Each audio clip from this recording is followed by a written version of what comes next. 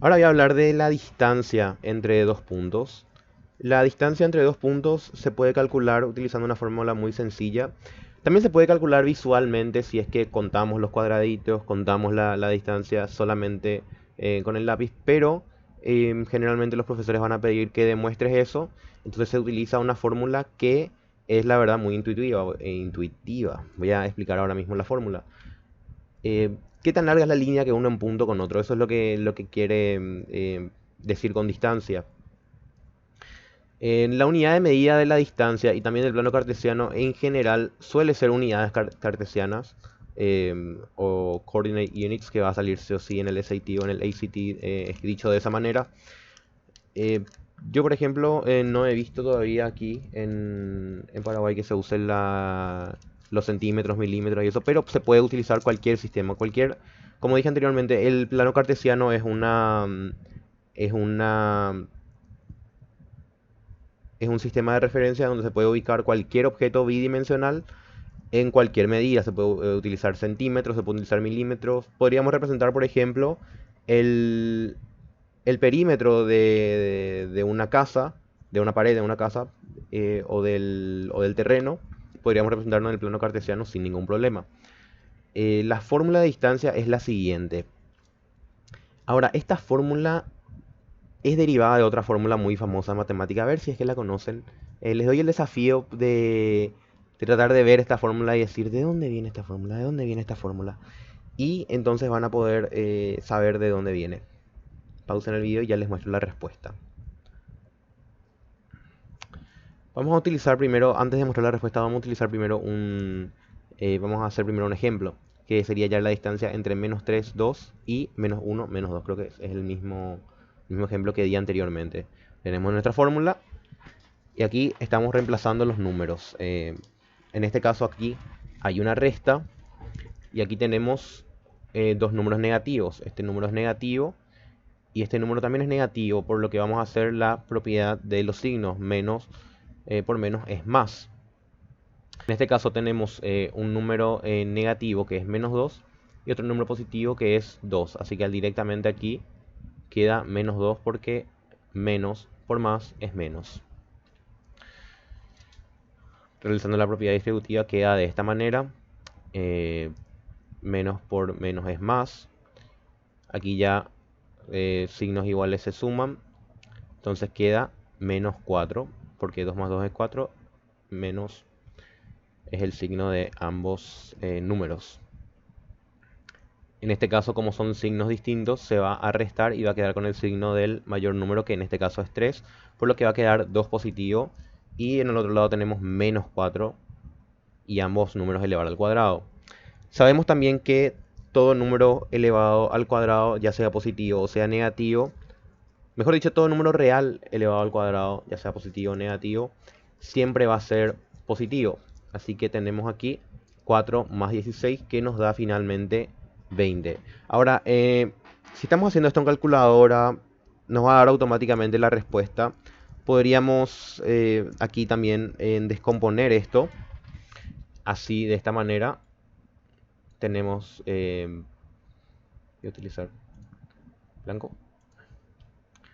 Tenemos que 20 vamos a dividirlo en sus factores primos, que sería 2 al cuadrado, perdonen en serio la letra, perdonen en serio la letra, por 5. Entonces aquí podríamos eliminar esto y sacar el 2, porque el 2 estaba al cuadrado, se hace la raíz cuadrada de 2, entonces queda solamente 2 raíz de 5. Ahí demostré el proceso, ¿verdad? 4 no es un número primo, por lo tanto su descomposición prima sería 2 por 2 por 5, pero igualmente esta es una forma más sencilla de demostrar también. No es técnicamente igual, pero sí lo es numéricamente.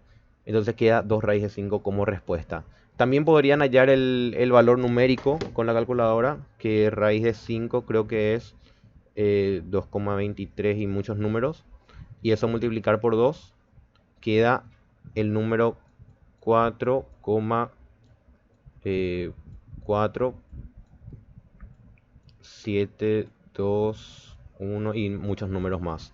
Entonces, de por ahí los profesores, la mayoría de los profesores aceptan este tipo de expresiones irracionales donde las raíces no exactas, las raíces de los números que no son cuadrados perfectos, les va a dejar simplemente representarlos de esa manera. Vamos a seguir. Y aquí está el origen de la fórmula, el teorema de Pitágoras. El teorema de Pitágoras habla de los triángulos rectángulos, que cuando un triángulo es rectángulo cuando tiene un ángulo que equivale a 90 grados. Entonces, él decía que la suma de los dos lados más cortos, cada uno elevado al cuadrado, es igual al lado más largo elevado al cuadrado. En este caso, A y B son los lados más cortos y C es el lado más largo. Esto lo voy a demostrar de esta manera. Vamos a tener estos dos números. Y lo que queríamos saber es la distancia en estos dos números, que es esta línea lila de aquí. Eh, esta, podríamos representar esto, como ven aquí, es un triángulo rectángulo si es que tenemos en cuenta también este punto aquí que es adicional, que en teoría no lo tendríamos que tener, pero lo tenemos aquí. Entonces vamos a hallar estas dos distancias y van a ver cómo queda. Tenemos la fórmula de distancia de estos dos, de esta y esta, y vemos que queda una parte anulada y hallamos la raíz de solamente un número. Esta parte es anulada. Entonces, ¿qué les hace entender eso? Que estamos calculando el cuadrado de esto y el cuadrado de esto. Entonces, si volvemos de vuelta a la... perdonen. Si regresamos de vuelta a la demostración que habíamos hecho, podríamos darnos cuenta que al final nos queda 2 y menos 4 al cuadrado. Y si miramos bien el gráfico, podemos darnos cuenta que esto vale 2 y esto vale 4. Entonces de ahí viene la fórmula de distancia del teorema de Pitágoras.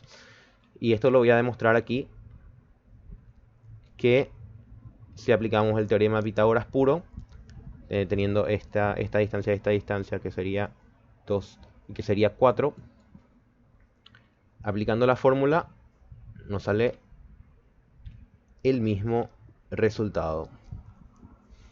Entonces esta pierna vale 2 raíz de 5.